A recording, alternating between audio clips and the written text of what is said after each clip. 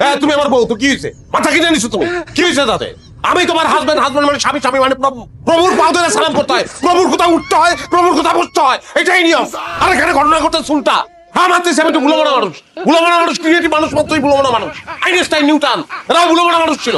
এরা যদি বউর কোথাও উঠতে বসতো তাহলে এরা কোনোদিন কোনো কিছু করতে পারতো না। আইনস্টাইন, নিউটন হইতে পারতো না। তো আমি দেখে তোমার সংসার করে দিতেছি। অন্য কেউ হইলে এতদিনে তোমার মাথায় লাথি দিয়ে ঘর থেকে বের করে দিত। সংসারের মুখের দিয়ে তাকে কিছু বলতে পারবো না। মুখ বুঝে সহ্য করতেছি। বিয়া করে জাস্ট ফাইসা গেছি। গার্লফ্রেন্ড হইলে বহু তাকে তোমার সঙ্গে ব্রেকআপ করতে হবে। করিম, কি ব্যাপার? কিছু বলবো? বলবো না তাহলে তুমি হা করে তাকায় আসো কেন? কথা তোমার আজকে খুব সুন্দর লাগতেছে তাই। কেন? অন্যান্য দিন আমার সুন্দর লাগে না, আজকে সুন্দর লাগতেছে?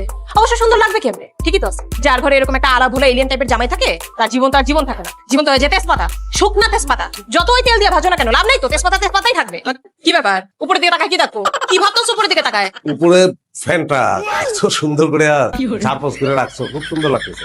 এরকম ফ্যানে ঝুইলা আত্মহত্যা করা উচিত। আত্মহত্যা মানে? এই আমি এত কষ্ট করে ফ্যান মুছি কি তোমার আত্মহত্যা করার জন্য? তুমি কি আমারে জেলে নিয়ে যেতে চাচ্ছ? আসামি বানাতে চাচ্ছ পুনের? হ্যাঁ, আমার জীবনটা কি এমনি শেষ করে তোমার ভালো লাগতেছে না? এখন জেলে পাঠাইতে হবে? প্রতিদিন এত কষ্ট করে রান্না বান্না করে খাওয়াই, এর বিনিময়ে তুমি আমার জেলে ভাত খাওয়াবা? ঠিকই আছে, মানুষ যে বলে না পুরুষ মানুষ বেঈমান, ঠিক কথা। এরা হইতেছে নারীদের শত্রু, এরা দেশের শত্রু, এরা দশের শত্রু।